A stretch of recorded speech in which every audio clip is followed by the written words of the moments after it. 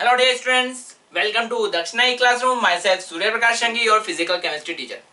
तो बच्चों, लास्ट हमने थोड़ा सा इनिशियली ऑर्बिटल्स को स्टार्ट किया था, बताया था कि वहां पे चार तरीके से के सबशेल की हम बात करते हैं। S subshell, P subshell, D subshell and F subshell. S subshell के अंदर एक ऑर्बिटल होता है, पी सबशेल के अंदर 3 ऑर्बिटल होते हैं, डी सबशेल के अंदर 5 ऑर्बिटल्स होते हैं और एफ सबशेल के अंदर 7 ऑर्बिटल्स होते हैं। ठीक है, तो इनिशियली आपको ऑर्बिटल का थोड़ा सा इंफॉर्मेशन दिया था। नेक्स्ट हम बात करते हैं क्वांटम नंबर्स का। क्वांटम नंबर्स, अगर हम वर्ड की बात करें कि क्वांटम नंबर्स एग्जैक्टली है क्या, कि अगर आपको किसी भी इलेक्ट्रॉन के क्वांटम नंबर्स पता है तो आप उस इलेक्ट्रॉन की हर इंफॉर्मेशन आपके पास होगी। यानी जो क्वांटम नंबर होता है इलेक्ट्रॉन का कंप्लीट एड्रेस होता है। सपोज आपके घर पे कोई पार्सल आना है, तो पार्सल आना है तो आपको बताना पड़ेगा कि आपकी सिटी कौन सी है, सिटी के अंदर कॉलोनी कौन सा है, कॉलोनी के अंदर फिर कौन सा वहां पे आपका एरिया है, कौन सा आपका बिल्डिंग है या कौन सा अपार्टमेंट है, और उस कौन सा बिल्डिंग है और उस बिल्डिंग में आपका अपार्टमेंट नंबर क्या है। ठीक है, तो सारी चीजें आपको वहां पे बतानी पड़ेगी तो ही आप आपके घर पे पार्सल पहुंच पाएगा। ठीक है, तो वैसे अगर आपको किसी इलेक्ट्रॉन का बताना है, इलेक्ट्रॉन की कोई लोकेशन बतानी है, कोई पोजीशन बतानी है, तो उसके लिए आपको यहाँ पे इलेक्ट्रॉन के क्वांटम नंबर्स का इंफॉर्मेशन बताना पड़ेगा। तो 4 तरह के क्वांटम नंबर्स की हम बात करेंगे। 4 तरह के क्वांटम नंबर है। प्रिंसिपल क्वांटम नंबर, जिसको हम स्मॉल एन से रिप्रेजेंट करते हैं। सेकेंड आता है एजीमुथल क्वांटम नंबर, जिसको हम स्मॉल एल से रिप्रेजेंट करते हैं। थर्ड आता है मैग्नेटिक क्वांटम नंबर, जिसको हम स्मॉल एम से रिप्रेजेंट करते हैं। और फोर्थ आता है स्पिन क्वांटम नंबर, जिसको हम स्मॉल एस से रिप्रेजेंट करते हैं। तो ये चारों principal quantum number, azimuthal quantum number, magnetic quantum number और स्पिन क्वांटम नंबर एग्जैक्टली है क्या, इनसे हमें क्या क्या चीजें पता चलती है, उनकी हम बात करते हैं। यस, तो फर्स्ट प्रिंसिपल क्वांटम नंबर क्या है कि principal quantum number n, small n है। स्मॉल एन जो एग्जैक्टली ये रिप्रेजेंट कर रहा है वो ऑर्बिट नंबर को रिप्रेजेंट कर रहा है कि किसी भी एटम के अंदर ऑर्बिट नंबर क्या है, कि अगर इलेक्ट्रॉन प्रेजेंट होगा तो कहां पे प्रेजेंट होगा, एक पर्टिकुलर ऑर्बिट के पर्टिकुलर सबशेल में और उस सबशेल के पर्टिकुलर ऑर्बिटल में। ठीक है, तो इलेक्ट्रॉन की अगर पोजीशन पता आपको करनी है तो वो क्या क्या पता होना चाहिए कि इलेक्ट्रॉन किस शेल के अंदर है, उसके बाद उसके अंदर कौन सा सबशेल है, सबशेल के अंदर कौन सा ऑर्बिटल है और उस ऑर्बिटल में इलेक्ट्रॉन का स्पिन क्या है। 2 तरह के स्पिन की हम बात करेंगे, क्लॉकवाइज स्पिन और एंटी क्लॉकवाइज स्पिन।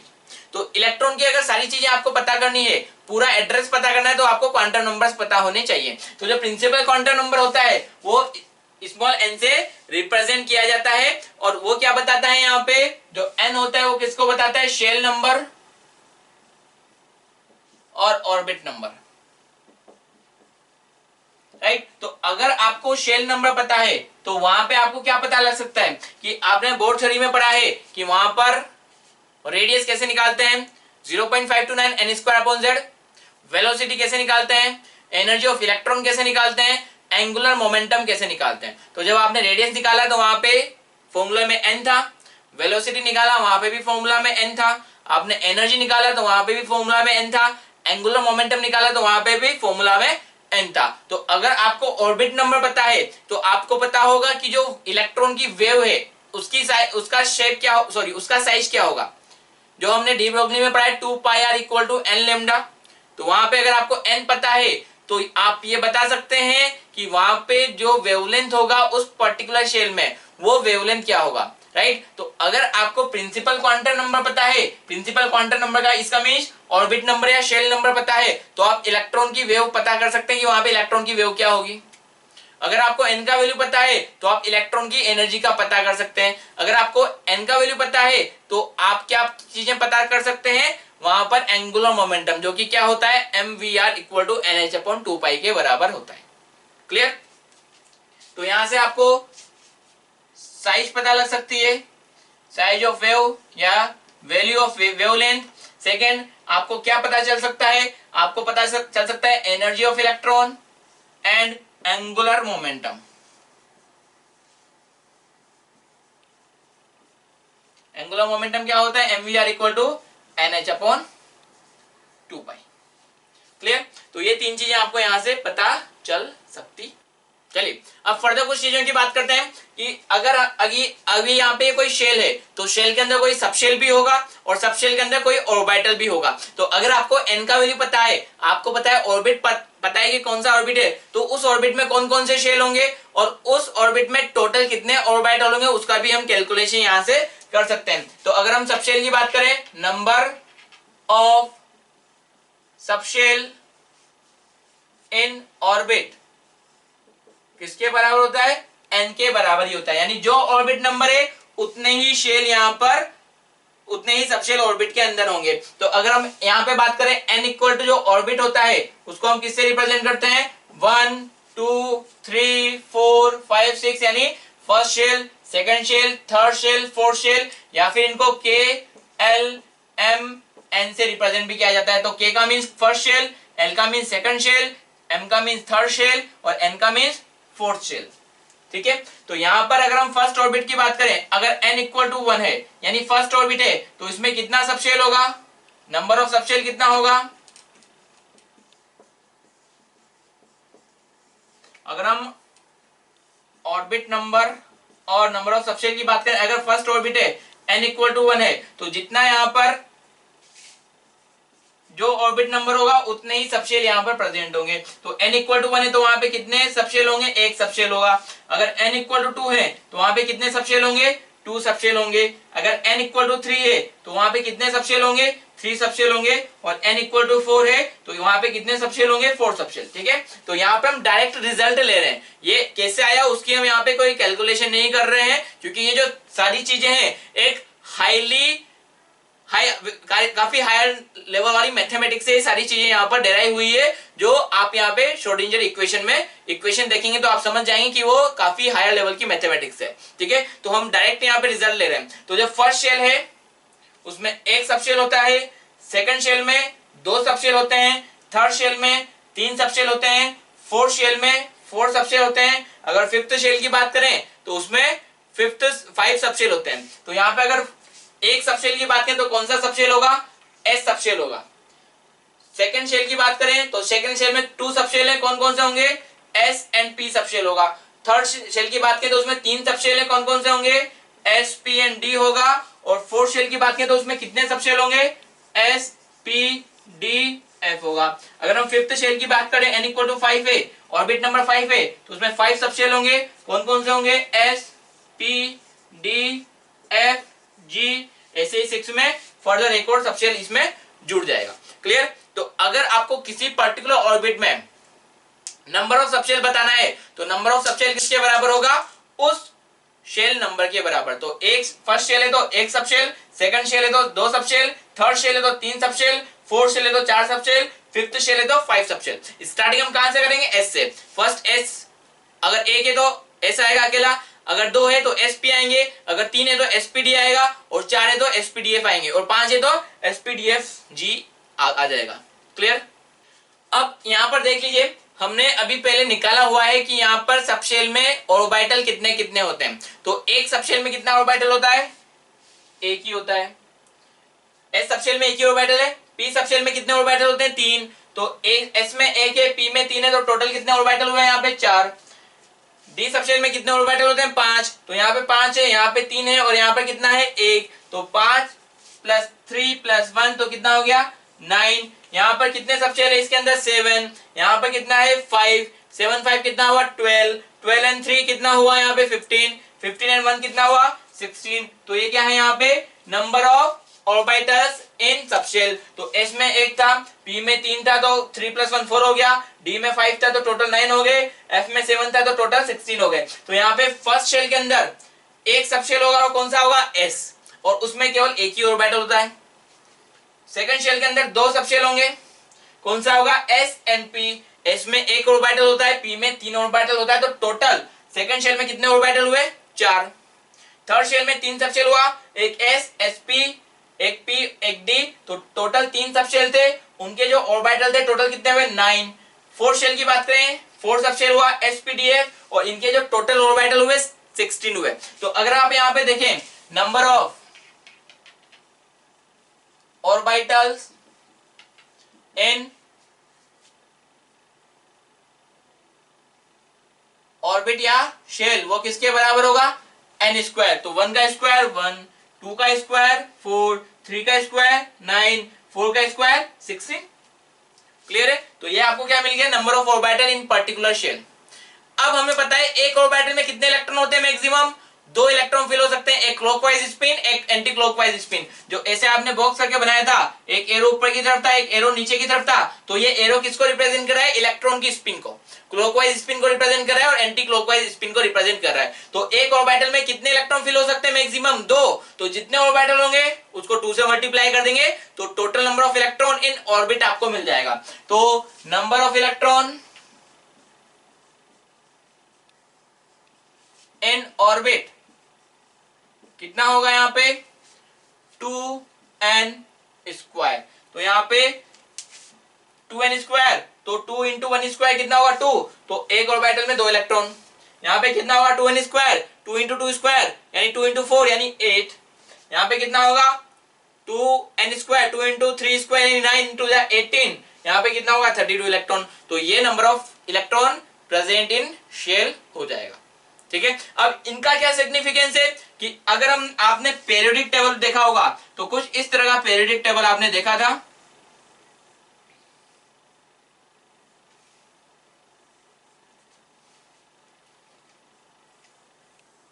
ठीक है, तो यहां पर ये फर्स्ट पीरियड था, देन फिर यहां पर ये सेकंड पीरियड था, hydrogen, helium, lithium, beryllium, boron, carbon, nitrogen, oxygen, fluorine, neon, कुछ इस तरीके से था। ठीक है, तो यहाँ पे हाइड्रोजन में 1 इलेक्ट्रॉन फिल हुआ, हीलियम में 2 इलेक्ट्रॉन थे टोटल, यहाँ पे लिथियम में 3 थे, बेरिलियम में 4 थे, बोरॉन में 5, 6, 7, 8, 9, 10, कुछ इस तरीके से। देन फिर आता है यहाँ पे सोडियम, मैग्नीशियम, देन फिर आया है aluminium, silicon, phosphorus, sulphur, chlorine, argon,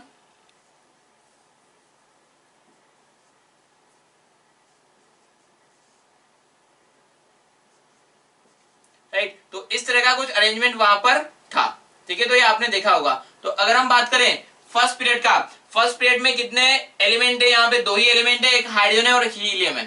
ठीक है, 1 इलेक्ट्रॉन हाइड्रोजन में फिल हुआ, 2 इलेक्ट्रॉन हीलियम में फिल हुए। तो यहाँ पे फर्स्ट ऑर्बिट वो किसको रिप्रेजेंट करे, मान लीजिए ये फर्स्ट शेल है, तो फर्स्ट शेल में कितने इलेक्ट्रॉन फिल हो सकते हैं मैक्सिमम, 2 ही इलेक्ट्रॉन फिल हो सकते हैं, केवल एसी ऑर्बिटल है तो 2 ही इलेक्ट्रॉन फिल हो सकते हैं, इसलिए यहाँ पे 2 ही एलिमेंट आए। ठीक है, सेकंड शेल में कितने इलेक्ट्रॉन फिल हो सकते हैं मैक्सिमम, 2n स्क्वायर यानी 8। तो यहाँ पे कितने एलिमेंट आने चाहिए, 8, 1 2 3 4 5 6 7 8, तो इसमें 8 एलिमेंट आ गए। ठीक है, थर्ड शेल की हमने बात किया है, थर्ड शेल में कितने इलेक्ट्रॉन फिल हो सकते हैं मैक्सिमम, 18। तो यहाँ पे कितने एलिमेंट आने चाहिए, 18 एलिमेंट आने चाहिए।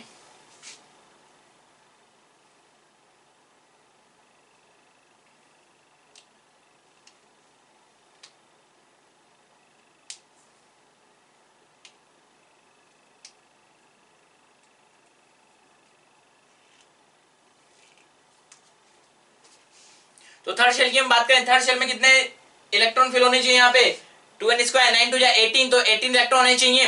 तो 18 इलेक्ट्रॉन है तो यहाँ पे कितने एलिमेंट आने चाहिए, 18 एलिमेंट आने चाहिए। तो यहाँ पे कितना है 1 2 3 4 5 6 7 8, तो 8 है।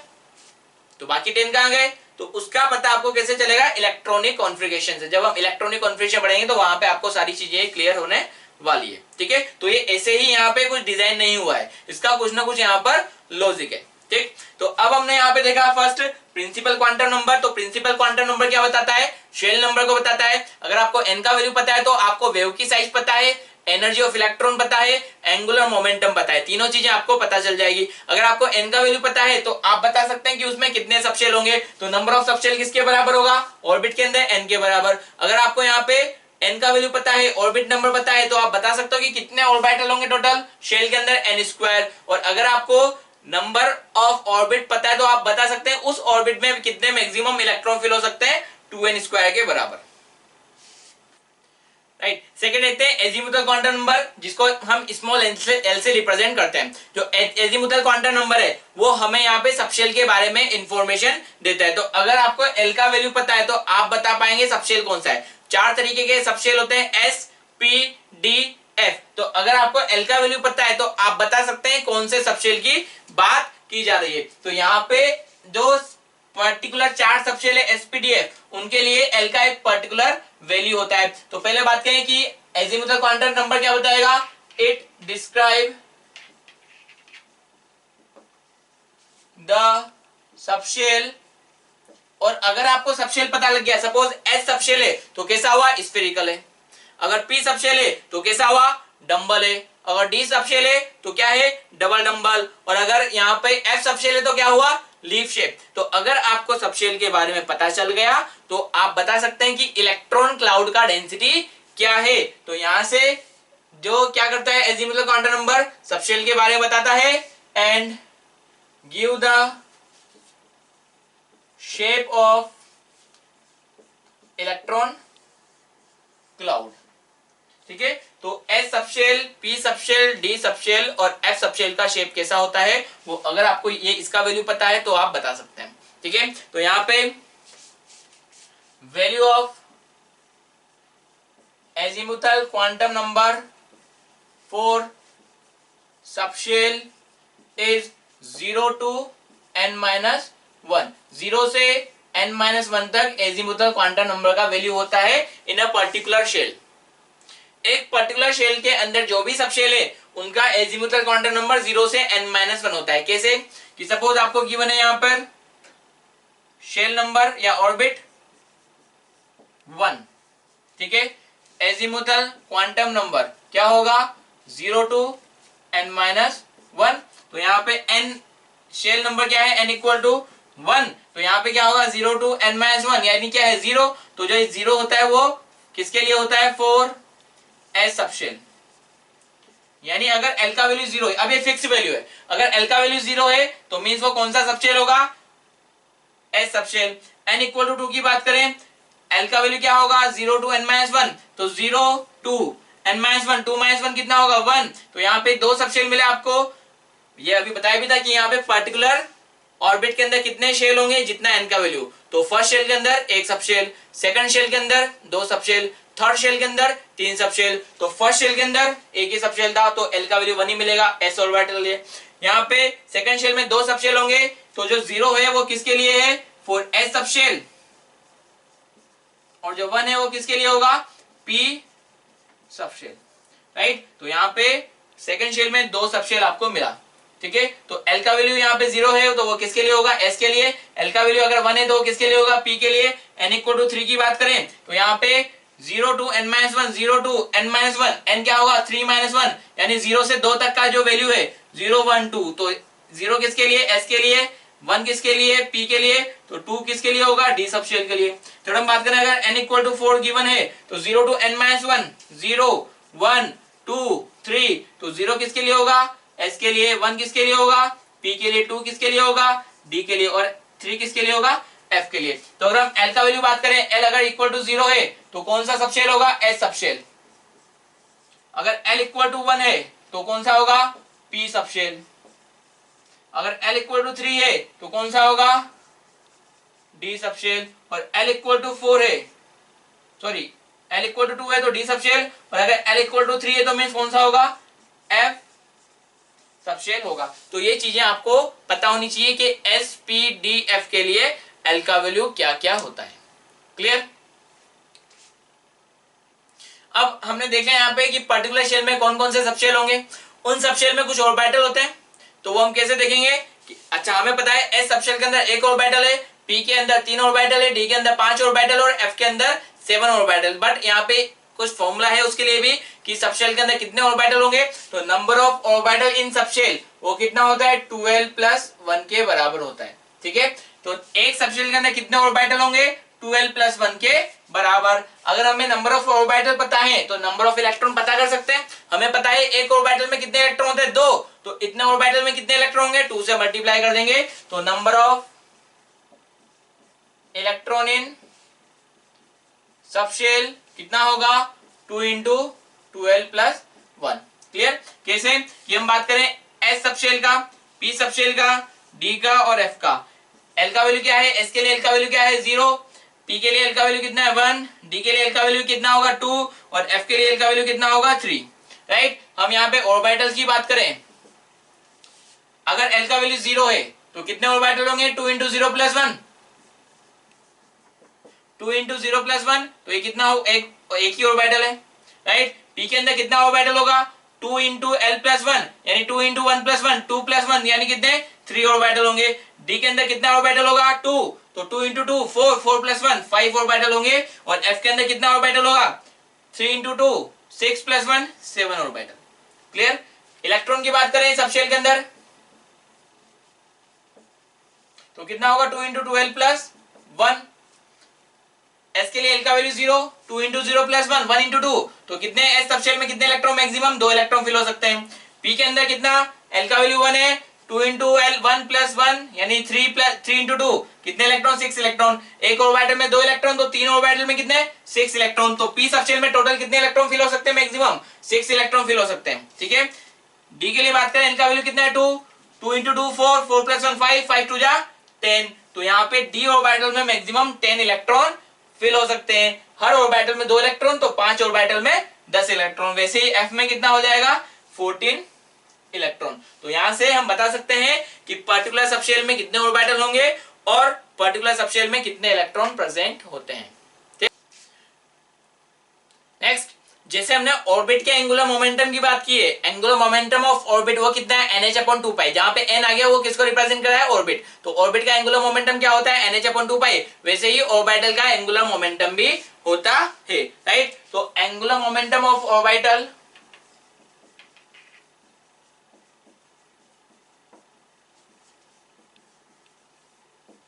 कितना होगा, h/2π √L इंटू l+1। ये फॉर्मूला आपको याद रखना है, कैसे आया है उसका डेरिवेशन हमारे लिए रिक्वायर्ड नहीं है, बट ये फॉर्मूला इंपॉर्टेंट है, फॉर्मूला हमारे लिए रिक्वायर्ड है। तो क्या होगा h/2π √L into l+1। L क्या होगा यहाँ पे, एजीमुथल क्वांटम नंबर। हमें पता है h/2π को आप क्या लिख सकते हैं, h बार भी लिख सकते हैं, तो h बार इंटू l+1। तो हम यहाँ पे बात करें 4 s सबशेल, L का वैल्यू कितना होगा 0, तो यहाँ पे orbital angular momentum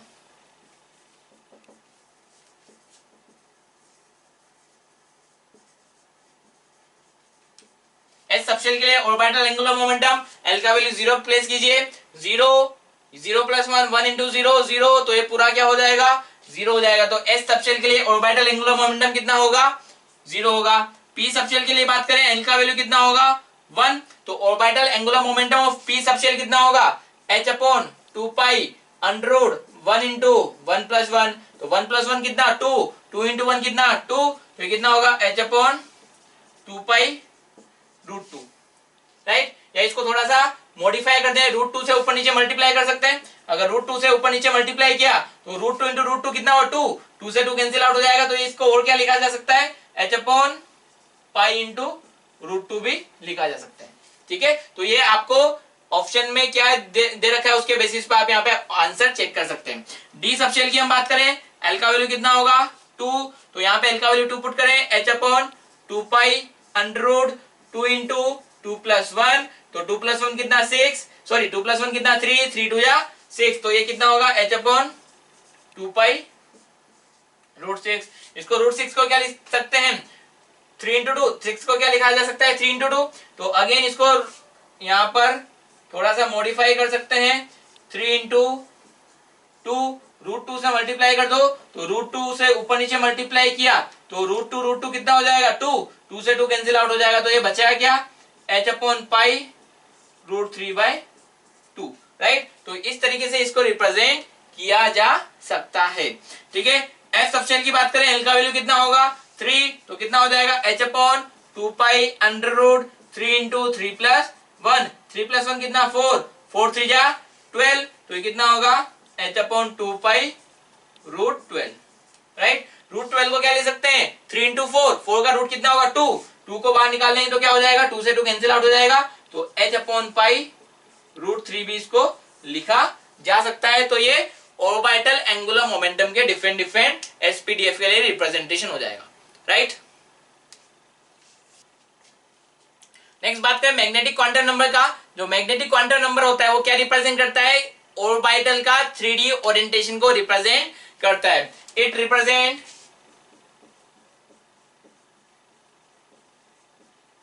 3D orientation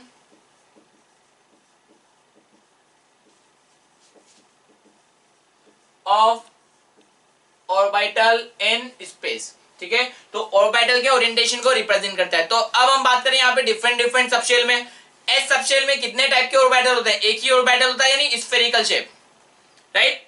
P subshell में 3 ऑर्बिटल होते हैं, एक एक्स एक्सिस का लॉन्ग, एक वाई एक्सिस का लॉन्ग और एक जेड एक्सिस का लॉन्ग। डी सबशेल में 5 ऑर्बिटल होते हैं, d x y, d y z, d x z, d x square y square and d z square. और एफ सबशेल में 7 ऑर्बिटल होते हैं। तो यहाँ पे ये ओरिएंटेशन को बता रहा है, तो सबशेल के जितने भी ऑर्बिटल है अगर उनका ओरिएंटेशन डिफरेंट डिफरेंट है तो उनके लिए इसका वैल्यू क्या होता है? डिफरेंट डिफरेंट आपको मिलता है। तो यहाँ पे मैग्नेटिक क्वांटम नंबर का जो वैल्यू देखें तो वैल्यू ऑफ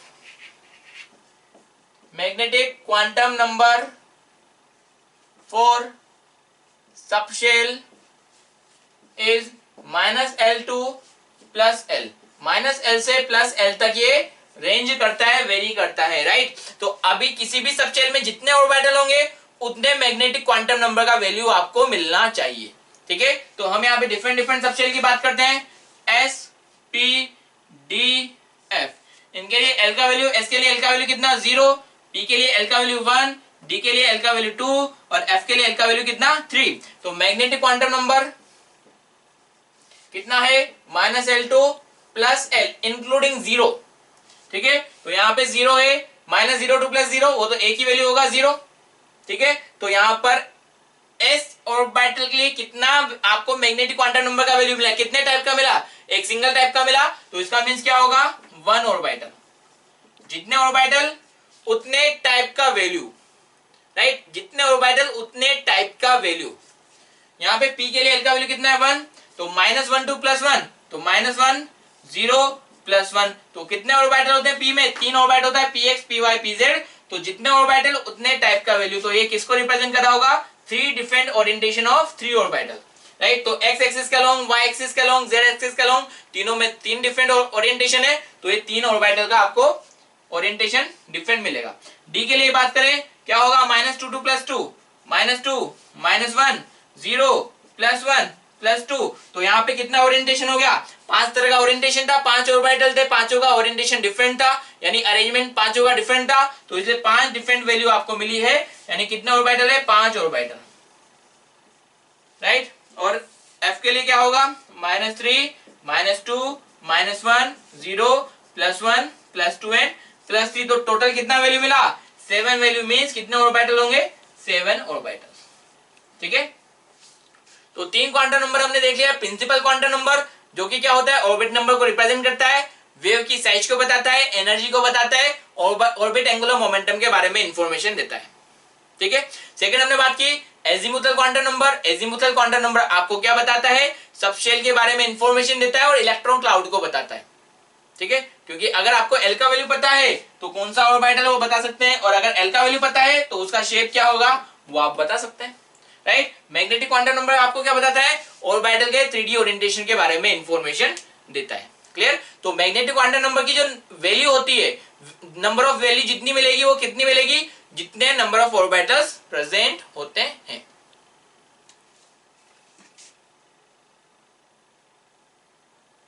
चलिए नेक्स्ट बात करते हैं spin quantum number. Spin quantum number हमें क्या बताता है? इलेक्ट्रॉन का स्पिन को रिप्रेजेंट करता है।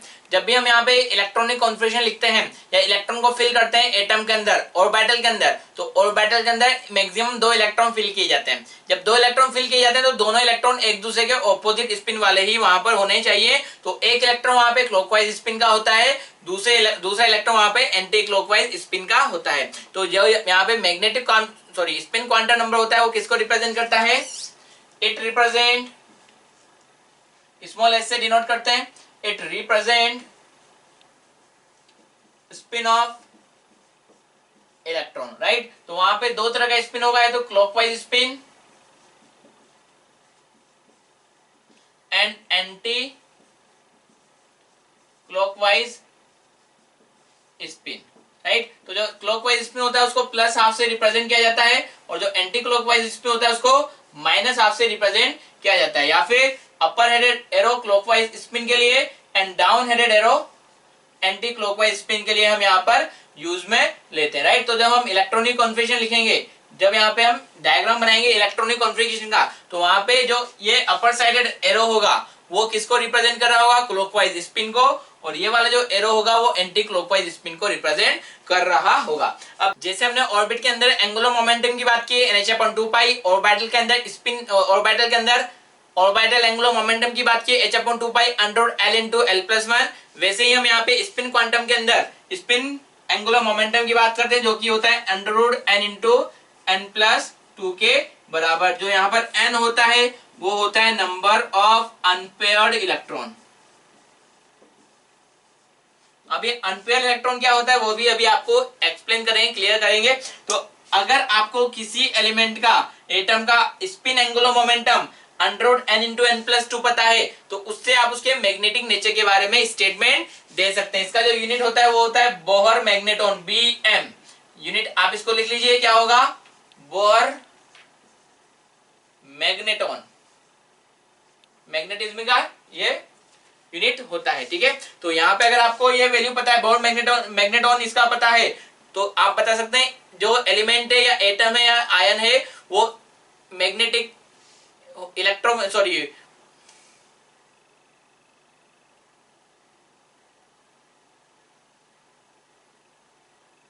अगर आपको ये वैल्यू पता है √N × N+1 बोहर मैग्नेटॉन पता है तो आप बता सकते हैं वो एलिमेंट आयन यहाँ पे मैग्नेटिक प्रॉपर्टी शो कर रहा होगा या नहीं कर रहा होगा। कैसे करेगा वो अभी हम आगे डिस्कस करेंगे।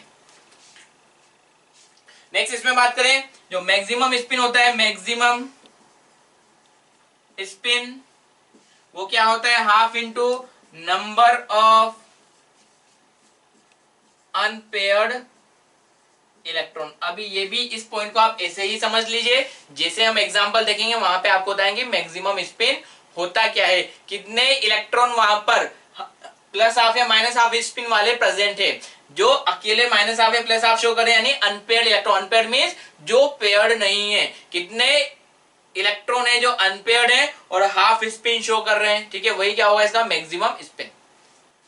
चलिए अब थोड़ा सा डेफिनेशन देख लेते हैं कि पैरामैग्नेटिक और डायमैग्नेटिक सब्सटेंस क्या होता है, क्योंकि ये हमें पूछा जाता है और आपको आगे भी यूज में आने वाला है। तो अभी हम यहाँ पे बेसिक लेवल पे ही इसका डेफिनेशन देखेंगे कि पैरामैग्नेटिक सब्सटेंस क्या होता है और डायमैग्नेटिक सब्सटेंस क्या होगा। पैरामैग्नेटिक सब्सटेंस क्या होगा, ऐसा सब्सटेंस जिसमें अनपेयर्ड इलेक्ट्रॉन प्रेजेंट हो। अब आपको कैसे पता चला कि अनपेयर्ड इलेक्ट्रॉन प्रेजेंट है, इलेक्ट्रॉनिक कॉन्फ़िगरेशन से, वो अभी हम सीख लेंगे, ठीक है। तो अगर अनपेयर्ड इलेक्ट्रॉन प्रेजेंट है तो उसमें क्या होगा, जो अनपेयर्ड इलेक्ट्रॉन है वो कुछ magnetism produce, magnetic field produce कर रहा होगा, तो उसमें क्या होगा, वीक मैग्नेटिक बिहेवियर प्रेजेंट होगा। तो ऐसे सब्सटेंस को जिसमें अनपेयर्ड इलेक्ट्रॉन प्रेजेंट है क्या बोलते हैं, पैरामैग्नेटिक सब्सटेंस। और ऐसे सब्सटेंस जिसमें सारे के सारे इलेक्ट्रॉन पेयर्ड होते हैं उन्हें हम क्या बोलते हैं, डायमैग्नेटिक सब्सटेंस। अभी जब हम इलेक्ट्रॉनिक कॉन्फ़िगरेशन में एग्जांपल देखेंगे तो आपको बिल्कुल क्लियर हो जाएगा कि पैरामैग्नेटिक सब्सटेंस कौन है और डायमैग्नेटिक सब्सटेंस कौन है और आप उनको कैसे आइडेंटिफाई करेंगे। नेक्स्ट डेफिनेशन की बात करते हैं, डीजेनरेटेड ऑर्बिटल। शायद आपने वर्ड कहीं पर सुना हो, डीजेनरेटेड ऑर्बिटल्स क्या होता है। तो डीजेनरेटेड ऑर्बिटल्स क्या होंगे, ऐसे ऑर्बिटल्स जिनका एनर्जी सिमिलर होता है उन्हें हम क्या बोलते हैं, degenerated orbitals. Orbitals having similar energy are known as degenerated orbital. तो अगर हम एस सबशेल की बात करें, एस सबशेल में कितना ऑर्बिटल है, एक ही ऑर्बिटल है। पी सबशेल में कितने ऑर्बिटल है, 3 ऑर्बिटल और तीनों की एनर्जी सिमिलर होती है। तो पी सबशेल के अंदर 3 डीजेनरेटेड ऑर्बिटल्स होते हैं, राइट। अगर हम डी सबशेल की बात करें तो डी सबशेल के अंदर 5 ऑर्बिटल्स होते हैं, इन सबका एनर्जी क्या होता है, सिमिलर होता है। तो डी सबशेल के अंदर 5 डीजेनरेटेड ऑर्बिटल्स होते हैं। और जब हम एफ सबशेल की बात कर रहे हैं तो एफ सबशेल के अंदर 7 डीजेनरेटेड ऑर्बिटल होते हैं, राइट। तो यहाँ पे पी सबशेल में तीनों ऑर्बिटल का एनर्जी सिमिलर होता है, डी सबशेल में 5 ऑर्बिटल का एनर्जी सिमिलर होता है और एफ सबशेल में 7 ऑर्बिटल्स का एनर्जी सिमिलर होता है। क्लियर। चलिए अब बात करते हैं इलेक्ट्रॉनिक कॉन्फ़िगरेशन का, कि अगर आपको कोई भी एलिमेंट गिवन है, पीरियोडिक टेबल में आपने देखा होगा तो कुछ इलेक्ट्रॉनिक कॉन्फ़िगरेशन के बारे में, तो अगर आपको कोई भी एलिमेंट गिवन है तो उसका इलेक्ट्रॉनिक कॉन्फ़िगरेशन उसमें कैसे लिखेंगे, यानी इलेक्ट्रॉनिक कॉन्फ़िगरेशन मींस एटम के अंदर इलेक्ट्रॉन का फिलिंग आप कैसे करेंगे, ठीक है। अब ये जो हम इलेक्ट्रॉनिक कॉन्फ़िगरेशन की बात करें वो मल्टी इलेक्ट्रॉन स्पीशीज की बात करें। मल्टी इलेक्ट्रॉन स्पीशीज मींस जिसमें एक से ज्यादा इलेक्ट्रॉन प्रेजेंट होता है, ठीक है। तो यहाँ पे ऑफ बो ने हमें बताया, ऑफ बो का मीनिंग होता है बिल्डिंग, बनाना, ठीक है, या अरेंजमेंट। तो ऑफ वन हमें बताया कि यहाँ पे जब हम इलेक्ट्रॉन का अरेंजमेंट करते हैं या इलेक्ट्रॉन को एटम के अंदर फिल करते हैं तो एनर्जी के बेसिस पे यहाँ पे इलेक्ट्रॉन को फिल किया जाता है ऑर्बिटल की एनर्जी के बेसिस पर। तो जिस ऑर्बिटल की एनर्जी सबसे कम होती है उसमें इलेक्ट्रॉन पहले फिल किया जाता है और जिस ऑर्बिटल की एनर्जी ज्यादा होती है उसको बाद में फिल किया जाता है। अब हम कैसे पता लगाएंगे कि किस ऑर्बिटल की एनर्जी ज्यादा है किसकी कम है? उसके लिए इन्होंने एक छोटा सा यहाँ पे डायग्राम बना के दिया जिसके बेसिस पे हम आइडिया लगाते हैं यहाँ पे कि किस ऑर्बिटल का एनर्जी सबसे कम होगा फिर किसका ज्यादा होगा, यानी सबसे पहले इलेक्ट्रॉन किसमें फिल होगा और किसमें बाद में फिल होगा। तो इसके लिए हम पहले इनके डायग्राम की बात करते हैं। चलिए, तो यहाँ पे हमने ऑर्बिटल्स का अरेंजमेंट कर रखा है। फर्स्ट शेल में केवल एक ही ऑर्बिटल होगा 1s, सेकंड शेल में दो ऑर्बिटल होता है 2s एंड 2p। जो ये 2 है जो आगे लिखा हुआ है वो ऑर्बिट नंबर को रिप्रेजेंट कर रहा है। तो यहाँ पे जो s है ये फर्स्ट शेल का s ऑर्बिटल है, ये जो s है वो सेकंड शेल का s ऑर्बिटल, और ये सेकंड शेल का p ऑर्बिटल, ये थर्ड शेल का s ऑर्बिटल, थर्ड शेल का p ऑर्बिटल, थर्ड शेल का d ऑर्बिटल, फोर्थ शेल का s ऑर्बिटल, फोर्थ शेल का p ऑर्बिटल, फोर्थ शेल का d ऑर्बिटल, फोर्थ शेल का f ऑर्बिटल, राइट।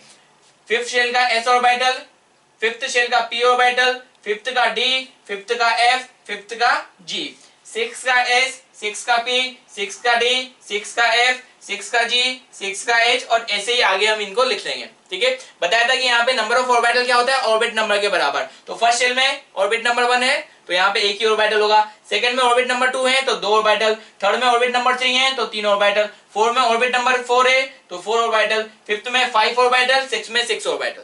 क्लियर? तो अब यहाँ पे हमें क्या करना है कि यहाँ पे जो भी ऑर्बिटल है उनको इस तरीके से डिक्लाइन एरो के थ्रू कैंसिल कट करते जाइए।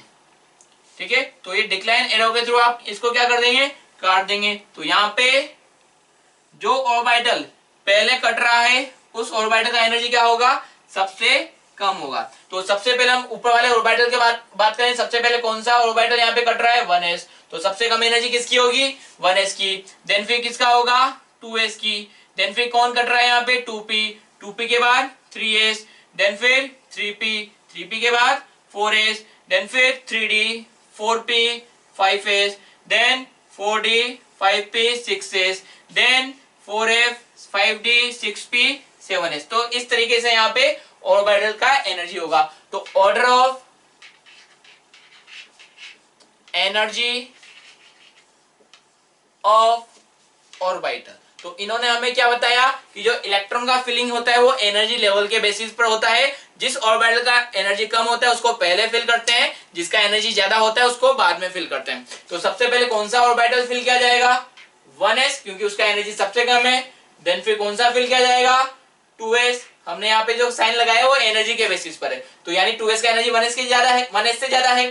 देन फिर 2s के बाद कौन फिल हो रहा है 2p, एरो से कौन पहले कट रहा है उसके बेसिस पे आप इजीली देख सकते हैं। तो सबसे पहले 1s, देन फिर 2s, देन फिर 2p, देन 3s, देन फिर 3p, देन फिर 4s, then 3d, then 3d के बाद 4p, then 5s, then 4d, then 5p, then 6s and so on. तो इस तरीके से हम इलेक्ट्रॉन को एटम के अंदर फिल करते हैं। क्लियर? तो जिस ऑर्बिटल का एनर्जी सबसे कम है उसको पहले फिल करेंगे, जिस ऑर्बिटल का एनर्जी ज्यादा है उसको बाद में फिल करते हैं। क्लियर? तो ये जो कॉन्फ़िगरेशन है वो किसके लिए, मल्टी इलेक्ट्रॉन स्पीशीज के लिए, सिंगल इलेक्ट्रॉन स्पीशीज के लिए नहीं है। ठीक है, अब मल्टी इलेक्ट्रॉन स्पीशीज के लिए कॉन्फ़िगरेशन क्यों है? अच्छा, पहले हम सिंगल इलेक्ट्रॉन स्पीशीज के लिए बात करें कि सिंगल इलेक्ट्रॉन स्पीशीज में, अब ये यहाँ पे कंफ्यूजन नहीं होना चाहिए कि यहाँ पर जब हम हाइड्रोजन एटम की बात करेंगे या सिंगल इलेक्ट्रॉन स्पीशीज की बात करेंगे तो चाहे 1 इलेक्ट्रॉन हो चाहे 10 इलेक्ट्रॉन हो, वहां पे एनर्जी लेवल तो डिफरेंट डिफरेंट वहां पर होंगे। ठीक है, उन एनर्जी लेवल में डिफरेंट डिफरेंट ऑर्बिटल भी होंगे। अब यहाँ पे अगर हमने 2s और 2p की बात करें तो दोनों एक ही शेल के ऑर्बिटल है, बट दोनों की एनर्जी क्या होगी यहाँ पे डिफरेंट डिफरेंट होगी। तो यहाँ पे एक से ज्यादा इलेक्ट्रॉन होने की वजह से, इंटर इलेक्ट्रॉनिक रिपल्शन की वजह से इन ऑर्बिटल का एनर्जी चेंज होता है। इंटर इलेक्ट्रॉनिक, बिकॉज ऑर्बिट का तो एनर्जी डिफरेंट डिफरेंट होगा, ऑर्बिट का एनर्जी लेवल तो डिफरेंट है, उनके अंदर जो इलेक्ट्रॉन प्रेजेंट है उनकी वजह से ऑर्बिटल का एनर्जी भी डिफरेंट हो रहा है। ठीक है, सॉरी, सब शेल का एनर्जी भी डिफरेंट हो रहा है। तो यहाँ पे 2s और 2p दोनों का एनर्जी भी क्या होगा, डिफरेंट होगा। 3s, 3p और 3d इनका एनर्जी भी क्या होगा, डिफरेंट डिफरेंट होगा। अब हम सिंगल इलेक्ट्रॉन स्पीशीज की बात करते हैं। ये किसके लिए है? For multi electron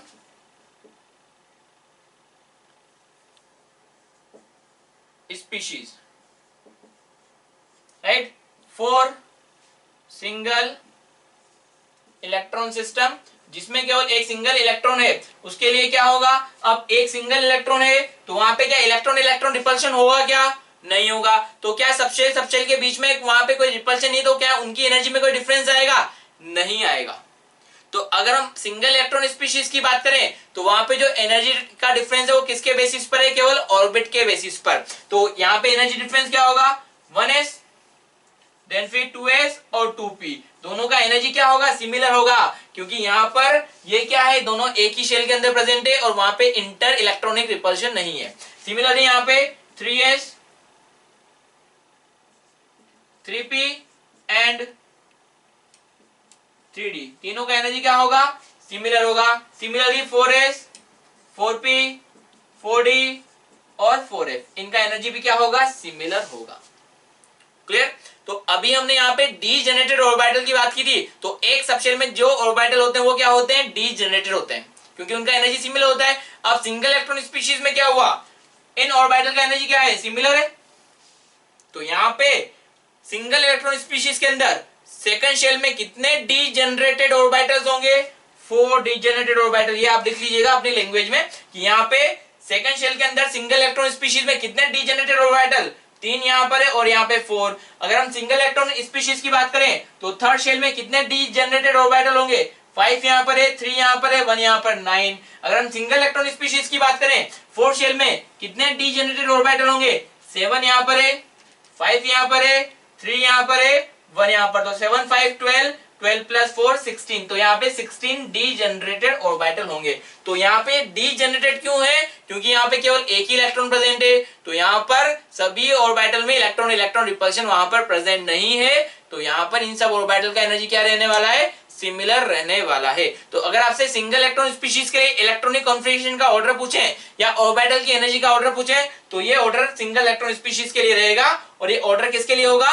multi electron species के लिए, यानी ऑफ प्रिंसिपल के अकॉर्डिंग। नेक्स्ट, जैसे हमने ऑफ प्रिंसिपल की बात की कि इलेक्ट्रॉन का जो फिलिंग है वो एनर्जी लेवल के बेसिस पे किया जाता है, वैसे ही एक और रूल है n+l रूल, राइट। तो यहाँ पे n+lu के बेसिस पर यहाँ पे ऑर्बिटल का एनर्जी को हम यहाँ पे कंपेयर कर सकते हैं और उसी के बेसिस पे बता सकते हैं कि इलेक्ट्रॉन कौन से ऑर्बिटल में पहले जाने वाला है। ठीक है, तो यहाँ पर हमें क्या बताया गया है कि जिस ऑर्बिटल के लिए n+l का वैल्यू छोटा होता है या कम होता है, इलेक्ट्रॉन पहले उस ऑर्बिटल में फिल होगा। क्या बोले हम कि जिस ऑर्बिटल के लिए इलेक्ट्रॉन n+l का वैल्यू कम होता है, छोटा होता है, इलेक्ट्रॉन पहले उसमें फिल होता है। अगर किसी भी दो ऑर्बिटल के लिए n+l का वैल्यू सिमिलर आ जाता है तो इलेक्ट्रॉन उस ऑर्बिटल में फिल होगा जिसके लिए n का वैल्यू छोटा होगा। वापस इस स्टेटमेंट रिपीट करता हूं कि जिस ऑर्बिटल के लिए n+l का वैल्यू छोटा होता है, इलेक्ट्रॉन पहले उस ऑर्बिटल में फिल होता है। अगर किसी दो ऑर्बिटल के लिए n+l का वैल्यू सिमिलर आ जाएगा तो इलेक्ट्रॉन उस ऑर्बिटल में फिल होगा जिसके लिए n का वैल्यू छोटा है। कैसे? एग्जांपल हम देख लेते हैं। चलिए देखते हैं। तो यहाँ पे हमने डिफरेंट ऑर्बिटल लिया है, इनमें एनर्जी का जो ऑर्डर है वो तो हम ऑफ द प्रिंसिपल के अकॉर्डिंग डेफिनेटली पता करेंगे कि ऑफ द प्रिंसिपल के अकॉर्डिंग ऑर्डर क्या है, तो इलेक्ट्रॉन किस तरीके से फिल होगा। तो जो ऑर्डर आपको ऑफ द प्रिंसिपल के अकॉर्डिंग मिला है वही ऑर्डर n+l के अकॉर्डिंग मिल जाएगा। तो ये n+l कहां पर यूज में आने वाला है कि अगर आपको सपोज कोई दो ऑर्बिटल दे दिए और पूछ ले कि इनमें से किसका एनर्जी ज्यादा है, तो आप वहां पे ऑफ द प्रिंसिपल को यूज में लेने के बजाय इजिली इससे कैलकुलेट करके कंपेयर कर सकते हैं। जिसके लिए n+l का वैल्यू छोटा होगा उसके लिए एनर्जी का वैल्यू कम होगा, राइट। अगर n+l का वैल्यू सिमिलर आ जाता है तो जिस ऑर्बिटल के लिए n का वैल्यू छोटा है उसके ऑर्डर का उसका एनर्जी का वैल्यू क्या होगा? कम होगा। तो देख लीजिए यहाँ पे n का वैल्यू कितना है? 1, l का वैल्यू कितना होगा? 0। तो n+l कितना हुआ? 1। यहाँ पर n का वैल्यू कितना है? 2, l का वैल्यू कितना होगा? 0। तो n+l कितना होगा? 2। यहाँ पर n का वैल्यू कितना है? 2, l का वैल्यू कितना है p के लिए? 1। तो n+l कितना होगा? 3। यहाँ पे n का वैल्यू कितना है? 3, l का वैल्यू कितना है? 0। तो n+l क्या होगा? 3। यहाँ पे n का वैल्यू कितना है? 3, l का वैल्यू कितना है? 1। तो n+1 कितना होगा? 4। यहाँ पर n का वैल्यू कितना है? 3, l का वैल्यू कितना है? 2। तो n+l कितना होगा? 5। यहाँ पर n का वैल्यू कितना है 4, l का वैल्यू कितना है 0, तो n प्लस l कितना होगा 4। यहाँ पर n का वैल्यू कितना है 4, l का वैल्यू कितना है 1, तो n प्लस l कितना होगा 5। चलिए आगे भी आप चाहें तो इसको और आगे तक एग्जाम्पल लिख सकते हैं। तो यहाँ पे सबसे छोटा वैल्यू n प्लस l का किसके लिए है, इसके लिए। तो सबसे पहले यहाँ पे कौन फिल होगा, फर्स्ट सबसे पहले कौन फिल होगा 1s। देन फिर n प्लस l का वैल्यू किसके लिए है 2s के लिए, तो सेकंड नंबर पे कौन फिल होगा 2s फिल होगा, राइट। अब यहाँ पे आपको 2p और 3s के लिए n प्लस l का वैल्यू सिमिलर मिल गया। तो अगर n प्लस l का वैल्यू सिमिलर होगा तो कौन सा ऑर्बिटल पहले फिल किया जाएगा, जिसके लिए n का वैल्यू छोटा हो। तो इन दोनों में से 2p और 3s में से n का वैल्यू छोटा किसके लिए 2p के लिए, तो थर्ड नंबर पे कौन फिल किया जाएगा यहाँ पर 2p। देन फिर कौन फिल किया जाएगा फोर्थ नंबर पे 3s, राइट। अब यहाँ पे भी 4 है, यहाँ पे भी 4 है। इन दोनों में से कौन पहले फिल होगा, n प्लस l का वैल्यू सिमिलर है तो दोनों में से पहले कौन फिल होगा, जिसके लिए n का वैल्यू छोटा है, मींस फिफ्थ नंबर पे कौन फिल होगा 3p। देन फिर कौन फिल होगा 6 नंबर पे 4s। अब यहाँ पे दोनों के लिए n प्लस l का वैल्यू सिमिलर है, तो n प्लस l का वैल्यू सिमिलर होता है तो कौन से ऑर्बिटल पहले फिल होते हैं, जिसके लिए n का वैल्यू छोटा होता है, यानी ये 7 नंबर पे फिल होगा और ये 8 नंबर पे फिल होगा। क्लियर। तो ऐसे ही आप आगे वाले ऑर्बिटल के लिए भी चेक कर सकते हैं और ऑफ प्रिंसिपल से क्रॉस चेक कर सकते हैं, राइट। तो जिस ऑर्बिटल के लिए n प्लस l का वैल्यू छोटा है उस ऑर्बिटल को पहले फिल किया जाता है, यानी उसकी एनर्जी कम है, और जिस ऑर्बिटल के लिए n प्लस l का वैल्यू ज्यादा है उसका एनर्जी क्या होगा, ज्यादा होगा। तो अगर आपको ऑब्जेक्टिव में पूछा जाए तो किस ऑर्बिटल का एनर्जी ज्यादा है, तो आप simply n plus l rule से बता सकते हैं। क्लियर। चलिए नेक्स्ट की बात करते हैं हमें poly exclusion principle, electronic configuration में सेकंड प्रिंसिपल की, कि इन्होंने हमें क्या बताया पॉली ने, कि यहाँ पर अगर हम किसी भी एटम में जब इलेक्ट्रॉनिक कॉन्फ़िगरेशन करते हैं तो वहां पे इलेक्ट्रॉनिक कॉन्फ़िगरेशन करने के बाद अगर हम देखें तो वहां पर एटम के किसी भी दो इलेक्ट्रॉन के लिए चारों प्रिंसिपल क्वांटम नंबर का वैल्यू कभी भी सिमिलर नहीं होगा। मैक्सिमम से मैक्सिमम 3 क्वांटम नंबर सिमिलर हो सकते हैं, बट फोर्थ डेफिनेटली डिफरेंट ही होगा। कौन कौन से quantum, principal quantum number, azimuthal quantum number, magnetic quantum number और स्पिन क्वांटम नंबर। तो यहाँ पे चारों क्वांटम नंबर कभी सिमिलर नहीं होंगे, मैक्सिमम से मैक्सिमम 3 सिमिलर हो सकते हैं। तो एग्जांपल देख लें, किसी भी एलिमेंट का इलेक्ट्रॉनिक कॉन्फ़िगरेशन लिख लें, कौन होगा सोडियम, एटॉमिक नंबर क्या होता है 11। तो अब यहाँ पे इसका कॉन्फ़िगरेशन लिख देंगे। ऑफ प्रिंसिपल की बात करें 1s 2s 2p 3s 3p 3d 4s 4p 4d 4f, right. तो सबसे पहले किसको फिल करना होगा 1s को, तो सबसे पहले कौन फिल होगा 1s। s ऑर्बिटल में मैक्सिमम कितने इलेक्ट्रॉन फिल हो सकते हैं 2 इलेक्ट्रॉन। क्या यहाँ पे 2 इलेक्ट्रॉन अवेलेबल है क्या, यस। यहाँ तो 11 है तो इसमें s ऑर्बिटल में कितने इलेक्ट्रॉन फिल हो जाएंगे 2। सेकंड हम बात करें, सेकंड कौन फिल होगा 2s में मैक्सिमम कितने इलेक्ट्रॉन फिल हो सकते हैं 2 ही इलेक्ट्रॉन। s ऑर्बिटल में मैक्सिमम 2 ही इलेक्ट्रॉन फिल हो सकते हैं, तो यहाँ पे एक बॉक्स हमने 1s का बनाया तो उसमें 2 इलेक्ट्रॉन फिल हुए। सेकंड हमने 2s का फिल किया, राइट, उसमें 2 इलेक्ट्रॉन फिल हो गए। इलेक्ट्रॉन हमेशा एंटी क्लॉकवाइज ही फिल होते हैं, ठीक है। 2 इलेक्ट्रॉन अगर एक ऑर्बिटल में तो दोनों एंटी क्लॉकवाइज ही होंगे, वो अभी आगे वाला लो हम पढ़ेंगे, ठीक है। देन फिर आया कौन 2p, तो 2 इलेक्ट्रॉन यहाँ गए, 2 इलेक्ट्रॉन यहाँ गए, टोटल कितने इलेक्ट्रॉन फिल हो गए 4 इलेक्ट्रॉन। अब यहाँ पे 2p की बात करें तो 2p में कितने इलेक्ट्रॉन फिल हो सकते हैं, p में मैक्सिमम 6, क्या 6 इलेक्ट्रॉन बचा है क्या, 2 यहाँ पर 2 यहाँ पे 4, हाँ अभी 6 इलेक्ट्रॉन हमारे पास 7 इलेक्ट्रॉन है तो 6 इलेक्ट्रॉन यहाँ फिल कर देंगे। तो 2p में कितने इलेक्ट्रॉन 6 इलेक्ट्रॉन, राइट। देन आता है 3s1, 2p के बाद 3s, क्योंकि एक ही इलेक्ट्रॉन बचा है, 2 इलेक्ट्रॉन यहाँ गया, 2 इलेक्ट्रॉन यहाँ गया, 6 इलेक्ट्रॉन यहाँ गया, 10 हो गए, 1 इलेक्ट्रॉन ये 11। तो इस तरीके से हम इलेक्ट्रॉन को फिल करते हैं। अब यहाँ पे इसमें कितना इलेक्ट्रॉन है 1 इलेक्ट्रॉन। अब यहाँ पे हमें क्या बोला है कि किसी भी 2 इलेक्ट्रॉन के लिए चारों क्वांटम नंबर का वैल्यू सिमिलर नहीं होगा। तो किसी भी 2 इलेक्ट्रॉन के लिए हम बात करें, अच्छा तो पहले हम यहाँ पे l की बात करें, s ऑर्बिटल के लिए l का वैल्यू क्या होता है 0, s के लिए l का वैल्यू क्या होगा 0, p के लिए l का वैल्यू कितना होगा यहाँ पे 1, s के लिए l का वैल्यू क्या होगा 0।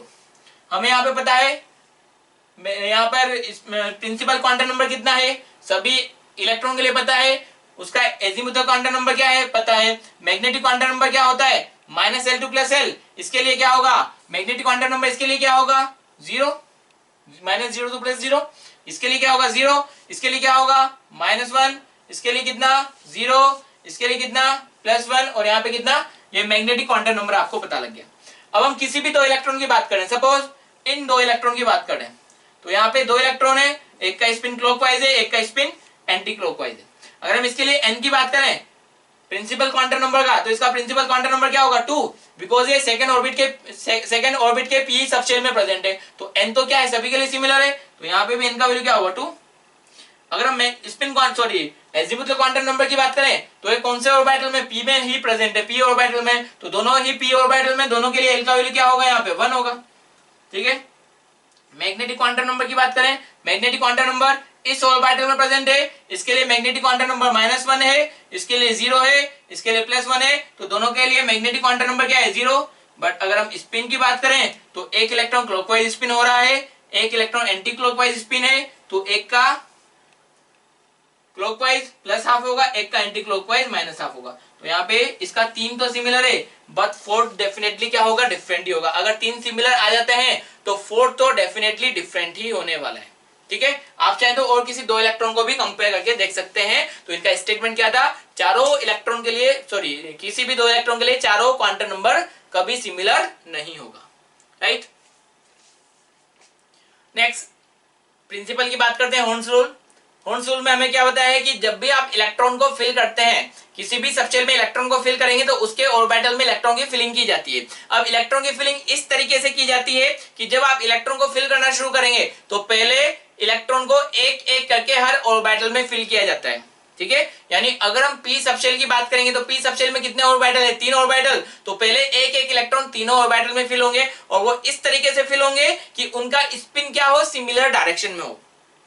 इलेक्ट्रॉन को एक एक करके फिल करना है और विद सिमिलर स्पिन वाले इलेक्ट्रॉन को पहले फिल किया जाता है। राइट, जब एक बार सभी ऑर्बिटल में एक एक इलेक्ट्रॉन आ जाएंगे, पर्टिकुलर सबशेल के सभी ऑर्बिटल में एक एक इलेक्ट्रॉन आ जाएंगे, उसके बाद यहाँ पे हम क्या करते हैं पेयरिंग स्टार्ट करते हैं, इलेक्ट्रॉन को डबल्स करना शुरू करते हैं। अब जब हम next electron second electron fill करते हैं तो वहां पे क्या होता है, वो जो इलेक्ट्रॉन अगला फिल होता है वो क्या होता है ऑपोजिट स्पिन वाला फिल होता है। ठीक है, कैसे किया जाता है वो देख लीजिए कि हम यहाँ पे एग्जांपल ले लें, आपके मन का जो एग्जांपल है वो बोल दीजिए, या फिर चलिए सोडियम ले लेते हैं। सोडियम का एटॉमिक नंबर कितना है 11, तो यहाँ पे कॉन्फिगरेशन क्या होगा 1s2 अभी हमने लिखा है। आप वहां पे डायग्राम बना के, अभी आपका इनिशियल स्टार्ट है तो आप हमेशा ऑफ बोर्ड डायग्राम बना के इसको कॉन्फिगरेशन को लिखे। जैसे जैसे आप प्रैक्टिस करेंगे आपका कॉन्फिडेंस बढ़ता जाएगा और आपको समझ में आने लगेगा। तो 1s first shell 2 electron, 2s 2 electron, 2p6 6 electron and 3s1। Right, तो अगर हम 1s की बात करें तो इन्होंने क्या बोला एक ही ऑर्बिटल है यहाँ, तो पहले इलेक्ट्रॉन को एक एक करके फिल करेंगे तो एक ही ऑर्बिटल है। जब एक इलेक्ट्रॉन बढ़ जाएगा एक ऑर्बिटल में तो दूसरा इलेक्ट्रॉन फिल करना है। ठीक है, जो दूसरा इलेक्ट्रॉन होगा वो ऑपोजिट स्पिन में फिल होगा। ठीक है, 2s में तो पहले एक इलेक्ट्रॉन फिल करेंगे, उसके बाद दूसरा इलेक्ट्रॉन ऑपोजिट स्पिन में फिल होगा। देन 2p में कितने ऑर्बिटल है 3 ऑर्बिटल। राइट, तो 3 ऑर्बिटल तो पहले एक एक इलेक्ट्रॉन फिल करना है, उसके बाद जब सिमिलर स्पिन वाले 3 इलेक्ट्रॉन आपने फिल कर दिए उसके बाद इलेक्ट्रॉन की पेयरिंग स्टार्ट होगी, वो भी क्या होगा ऑपोजिट डायरेक्शन से स्टार्ट होगी, ऑपोजिट डायरेक्शन वाले इलेक्ट्रॉन फिल होंगे। 3s में तो एक ही इलेक्ट्रॉन है तो एक ही इलेक्ट्रॉन फिल करना है। ठीक है, अब यहाँ पे और पॉइंट क्या है कि आप चाहे तो पहले क्लॉकवाइज वाली स्पिन को फिल कर सकते हैं, चाहे तो एंटी क्लॉकवाइज, उससे कोई फर्क पड़ने वाला नहीं है। इनिशियल में आप चाहे तो क्लॉकवाइज को पहले फिल कीजिए या एंटी क्लॉकवाइज को फिल कीजिए, वो कॉन्फ़िगरेशन गलत नहीं है। मींस आप चाहें तो यहाँ पर इसको ऐसे फिल कर सकते थे कि नहीं भाई मैं तो पहले एंटी क्लॉकवाइज को फिल करूंगा, कर दो भाई, कोई गलत नहीं है उसमें। ठीक है, तो पहले एंटी क्लॉकवाइज के बाद अगला जो इलेक्ट्रॉन होगा वो कैसा होगा क्लॉकवाइज। इसमें पहले एंटी क्लॉकवाइज और जो अगला इलेक्ट्रॉन होगा क्लॉकवाइज, बट दोनों इलेक्ट्रॉन का सिमिलर स्पिन वहां पर करना गलत होगा। दोनों इलेक्ट्रॉन का सिमिलर स्पिन आप वहां पे नहीं करेंगे, दोनों इलेक्ट्रॉन क्या होंगे ऑपोजिट स्पिन वाले ही होंगे, तो ये कॉन्फ़िगरेशन क्या है गलत है। आप चाहें तो इसमें कितने 3 ऑर्बिटल है, आप चाहें तो इसमें यहाँ पे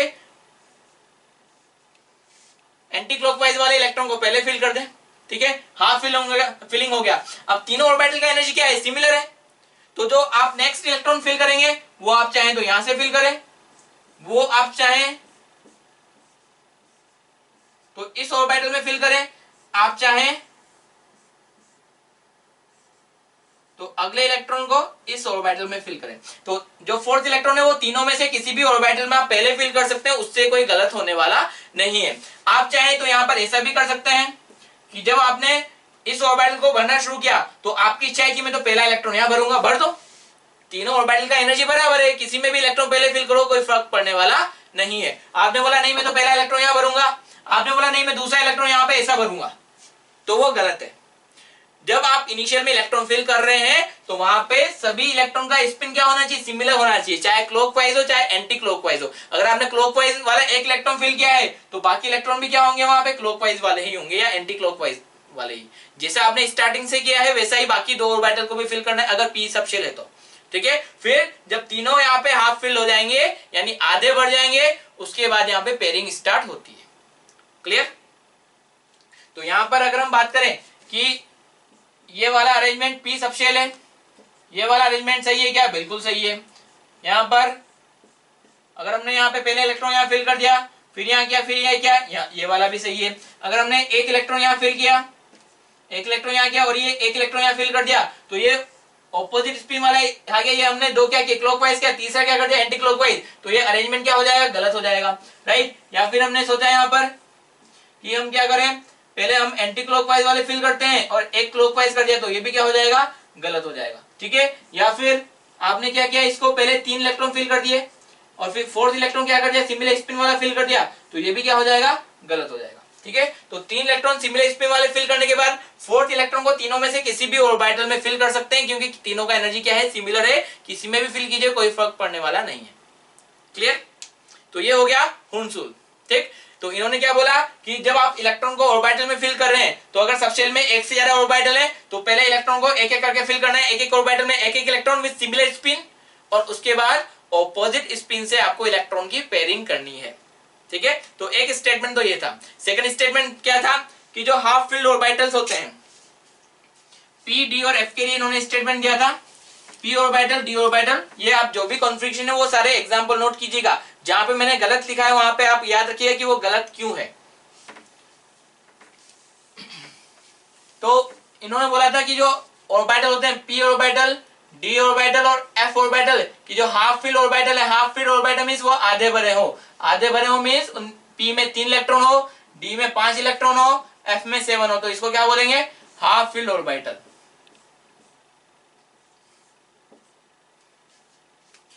नेक्स्ट इन्होंने क्या बोला, सेकंड स्टेटमेंट कि यहाँ पे जो हाफ फिल्ड ऑर्बिटल और कंप्लीटली फिल्ड ऑर्बिटल होते हैं उनकी स्टेबिलिटी क्या होती है, रेस्पेक्टिवली कंपैरेटिवली ज्यादा होती है। हाफ फिल्ड मींस पी में 3 ऑर्बिटल, एस के लिए नहीं है ये स्टेटमेंट, ये पी, डी और एफ के लिए है कि पी में 6 इलेक्ट्रॉन फिल हो सकते हैं मैक्सिमम, 3 इलेक्ट्रॉन फिल हो जाए सिमिलर स्पिन वाले, डी में 10 इलेक्ट्रॉन फिल हो सकते हैं, 5 इलेक्ट्रॉन फिल हो जाए, एफ में 14 हो सकते हैं, 7 हो जाए, तो ये तो क्या हुआ, हाफ फिल्ड ऑर्बिटल। और ये क्या है, कंप्लीटली यहाँ पे इलेक्ट्रॉन फिल हो जाए। तो हाफ फिल्ड ऑर्बिटल और कंप्लीटली फिल्ड ऑर्बिटल का स्टेबिलिटी क्या होता है, कंपैरेटिवली ज्यादा होता है। ये जो यहाँ पे कॉन्फ़िगरेशन है ये ज्यादा स्टेबल होते हैं, ठीक है। ये आपने पीरियोडिक टेबल में भी पढ़ा होगा या केमिकल बॉन्डिंग में आप पढ़ेंगे कि जब हम लेफ्ट टू राइट मूव करते हैं तो वहां पे क्या होता है, इलेक्ट्रोनेगेटिविटी ज्यादा हो जाती है या फिर वहां पे इलेक्ट्रॉन को निकालना मुश्किल हो जाता है पर्टिकुलर एलिमेंट में से। तो नाइट्रोजन का आपने हाफ फिल्ड ऑर्बिटल वहां पे अरेंजमेंट देखा होगा, उसकी वजह से वो क्या होता है, उसमें से इलेक्ट्रॉन निकालना थोड़ा सा मुश्किल होता है, वो आप आगे पढ़ेंगे अगर नहीं पढ़ा है तो अभी हम केवल क्या बात करें कि यहाँ पर जो हाफ फिल्ड ऑर्बिटल होते हैं वो मोर स्टेबल होते हैं और जो कंप्लीटली फिल्ड ऑर्बिटल है वो और ज्यादा स्टेबल होते हैं। जैसे नोबल गैस, हीलियम को छोड़ दो, नियोन वगैरह, आर्गन वगैरह, वहां पे उनके सारे ऑर्बिटल कंप्लीटली फिल्ड होते हैं तो वो मोर स्टेबल होते हैं, तो वो एक तरीके से इनर्ट होते हैं, किसी के साथ रिएक्ट भी नहीं करते, ठीक है। स्पेसिफिक कंडीशन होती है यहाँ पे हाई टेम्परेचर प्रेशर वाली कंडीशन जहां पे वो रिएक्ट करते हैं, अदरवाइज वो रिएक्ट नहीं करते हैं। तो स्टेटमेंट क्या है कि जो हाफ फिल्ड और कंप्लीटली फिल्ड ऑर्बिटल हैं वो एक्स्ट्रा स्टेबल होते हैं। रीजन क्या होता है, एक तो यहाँ पे सिमेट्रिक अरेंजमेंट है, राइट, इसमें भी सिमेट्रिक अरेंजमेंट है, तीनों ऑर्बिटल में, पांचों ऑर्बिटल में, सातों ऑर्बिटल में, यहाँ पे तीनों, पांचों और सातों ऑर्बिटल में सिमेट्रिक अरेंजमेंट है। और एक पॉइंट आता है यहाँ पे exchange energy, number of exchange, ठीक है। हालांकि वो हमारे काम का नहीं है, हमारे यूज का नहीं है, इसलिए हम उसको डिटेल में स्टडी नहीं करेंगे। तो यहाँ पे जो इनका स्टेबिलिटी होता है वो किसकी वजह से होता है, symmetric arrangement and exchange energy की वजह से। क्लियर? तो ये इलेक्ट्रॉनिक कॉन्फ़िगरेशन के डिफरेंट रूल थे, इनके बेसिस पे हम इलेक्ट्रॉनिक कॉन्फ़िगरेशन करते हैं या इलेक्ट्रॉन्स को फिल करते हैं। कैसे इलेक्ट्रॉन को फिल करते हैं वो हम नेक्स्ट क्लास में कंटिन्यू करेंगे। आप इसको अच्छे से पढ़िए, रिवाइज कीजिए, सोल्व कीजिए और नेक्स्ट क्लास में तैयार होके आइए या फिर थोड़ा सा प्रैक्टिस करके आइए। पीरियोडिक टेबल आपके पास डेफिनेटली एनसीईआरटी में होगी, उसके बेसिस पे आप यहाँ पे इलेक्ट्रॉनिक कॉन्फ़िगरेशन देखिए, ठीक है। बाकी हम नेक्स्ट क्लास में प्रैक्टिस करेंगे। आज तक के लिए इतना ही काफी है। नमस्कार।